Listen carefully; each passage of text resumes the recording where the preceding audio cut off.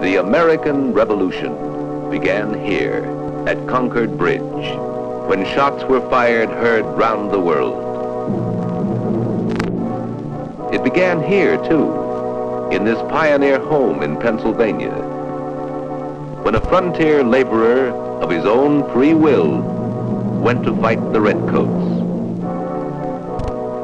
The American Revolution began at the Raleigh Tavern in Williamsburg, Virginia, where defiant burgesses assembled in 1774 and issued a call for a Congress of all the colonies. It began in Boston with letters about liberty sent by secret carriers to committees of correspondence in other colonies.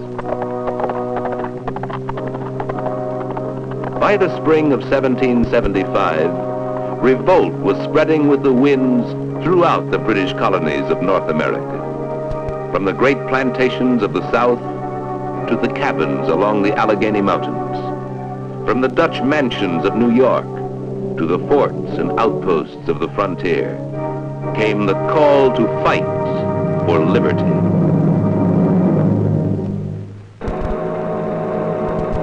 The rebels began to gather arms.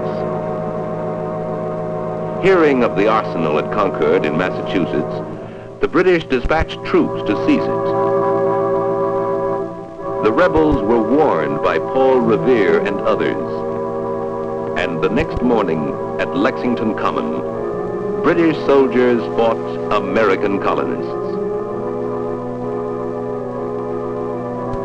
A few hours later, the shots were fired at Concord Bridge.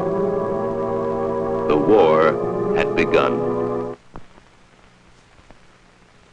Why? Why did these men die? Merchant, farmer, craftsman, laborer?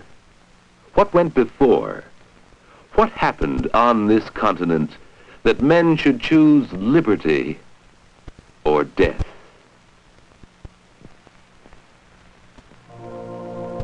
One answer lay in the freedom of the frontier. 60 years before the Revolution, a poor English boy came to Pennsylvania to build in the wilderness a life of his own, in his own way. By trade, he was an iron maker.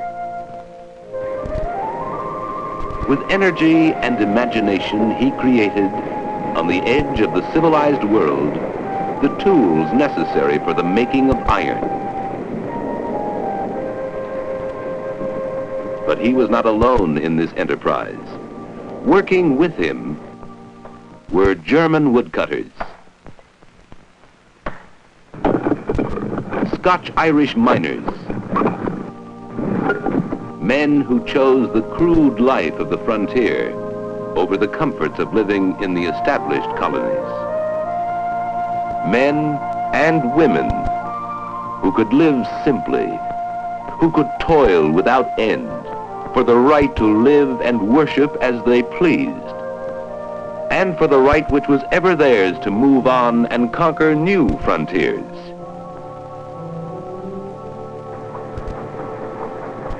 With time, this enterprise at Hopewell Village prospered, so well that when the founder died in 1761, he left this large home and the wealth of the iron trade to his son, Mark Bird.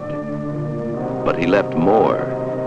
He left a love of independence, a deep feeling for the right of every man to shape his own destiny.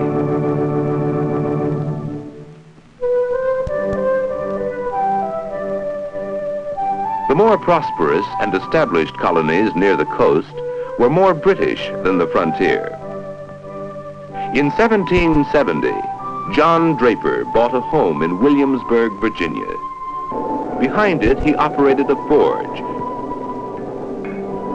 His work was necessary, and his craft had standing.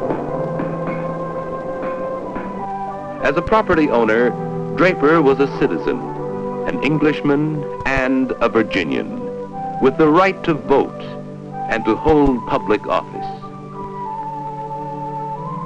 Nearby, in the palace, lived the royal governor, responsible to the king.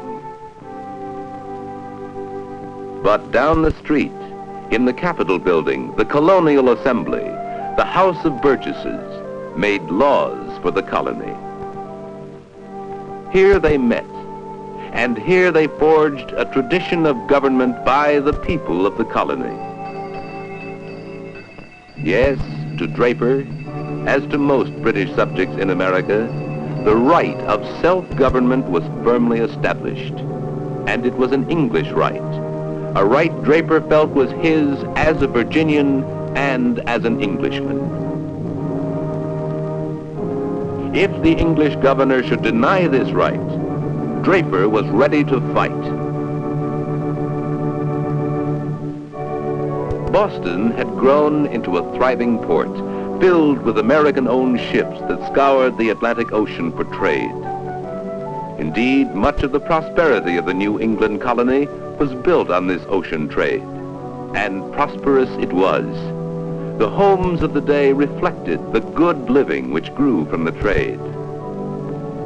But the people saw in British rule a growing threat to that trade and prosperity. For the British Parliament was Tea Party in Boston Harbor. And so was revolution born. It was born in the capital at Williamsburg, where Patrick Henry denounced the right of Parliament to tax the colonies. It was born in Faneuil Hall, Boston, in the speeches of James Otis and Samuel Adams against taxation without representation. It was born in Carpenter's Hall, Philadelphia, where representatives of the colonies met in Continental Congress to work together in common cause. The spirit of revolution was kept alive by letters from the radical leaders of the colonists. Soon a whole network of correspondence about liberty was holding the cause together. The news reached the frontier. It reached Mark Bird, the son of the Englishman who had hewn a new life out of the wilderness. It reached the German woodcutters. It reached the Scotch-Irish miners. These men knew the worth of freedom. In Virginia, the royal governor issued an order dissolving the assembly. The capital was closed to the elected representatives of the people. In defiance, the assembly met in St. John's Church in Richmond, where Patrick Henry rose to voice the battle cry of the Revolution. Give me liberty or give me death. Here was the common ground that united the colonists of many nationalities and many occupations. Liberty. For liberty, the frontier laborer left his work and took up arms.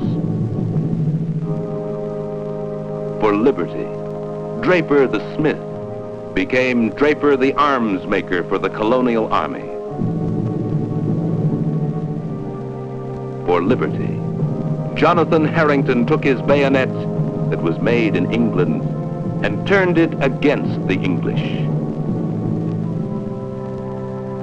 Men, times, united in a fight for freedom. Of such was the background of the American Revolution.